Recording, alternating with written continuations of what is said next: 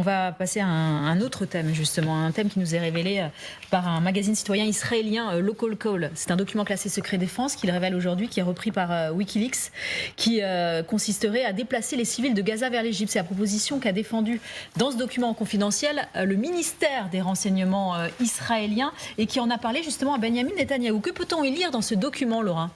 C'est un document d'une dizaine de pages, daté du 13 octobre 2023, qui porte, vous l'avez dit, la signature du ministère du Renseignement israélien et qui recommande en effet l'évacuation de la population civile de Gaza vers le Sinaï, plan en 3 étapes à l'appui. La première étape, bombardement sur le nord de Gaza, évacuation de sa population vers le sud. Deuxième étape, et c'est là que débute vraiment le plan, occupation de toute la bande par les forces de Tsahal et transfert simultané des Gazaouis vers le nord du Sinaï égyptien. Troisième étape, enfin, pérennisation de ce transfert avec la création d'une zone stérile en Égypte et l'interdiction faite de retourner à Gaza. Je cite le document au sujet de cette interdiction. Le retour de la population vers des activités et résidences proches de la frontière avec Israël ne devrait pas être autorisé. Voilà pour le plan théorique. En pratique, le document prévoit d'abord l'installation de tentes dans la région du Nord Sinaï, puis la création d'une zone humanitaire et enfin la construction de vraies villes dans une zone dite de réinstallation. Le document évoque également la campagne de communication qui devrait être mise en œuvre à destination des habitants de Gaza pour, je cite, les motiver à accepter le plan. Il y est écrit que les messages de cette campagne devraient tourner autour de la perte des terres, c'est-à-dire faire comprendre qu'il n'y a plus aucun espoir de retourner dans les territoires qu'Israël occupera dans un avenir proche, que cela soit vrai ou non. Certes, alors, le plan semble complet, mais il a quand même peu de chances d'aboutir. Les auteurs du document le reconnaissent eux-mêmes. Cette option présente des défis en termes de légitimité internationale. Il prévoit donc aussi une campagne diplomatique à l'attention des Occidentaux afin de les convaincre du bien fondé de ce transfert. Leur argument étant le suivant, il y aura moins de victimes que si la population reste. Leur principal allié restant selon eux les États-Unis, notamment pour faire pression sur l'Égypte.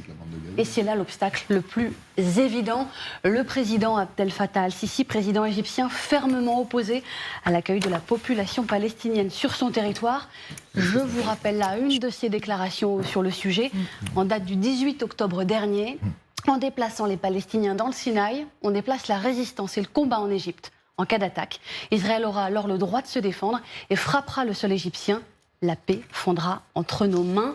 Précisons, enfin, que ce document, issu du ministère du Renseignement, n'est qu'un document de travail qui n'a pas de force contraignante sur les décisions du pouvoir israélien.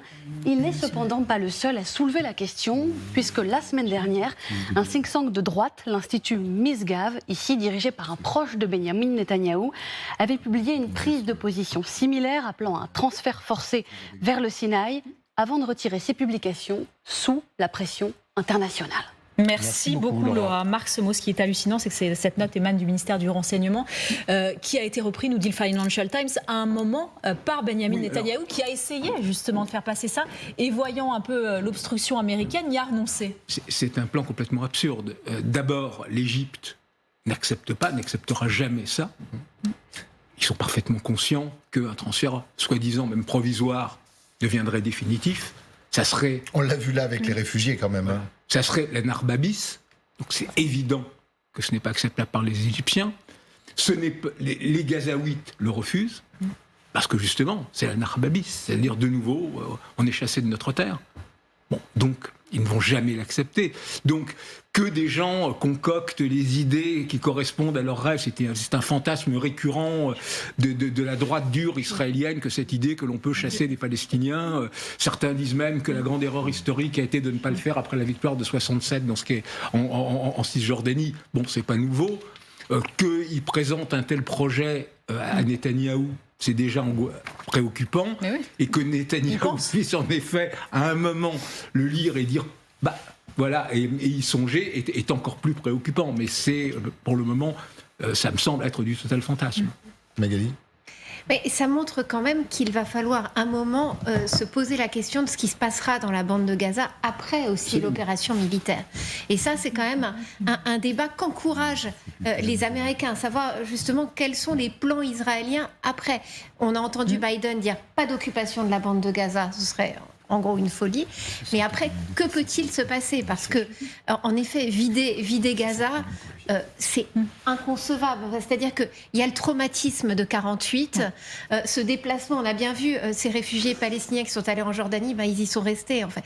Et ils veulent absolument éviter ça, ils n'accepteront Et comment on jamais. déplace 2 400 000 personnes? Et l'Égypte, de toute manière, y mettra un veto absolu. Mais on a bien vu à quel point, en effet, quand par exemple Anthony Blinken était dans la région, quand il discutait avec ses homologues, ça a duré pendant des jours, égyptiens, il a essayé en effet d'essayer d'ouvrir quand même un peu Rafah, qui est ce terminal, pour faire passer certains civils. Ça a été un niet catégorique du côté des Égyptiens, parce qu'ils ont en tête en effet, cet éventuel projet. Et un niet même pour les binationaux, à l'exception des Américains qui ont réussi à passer.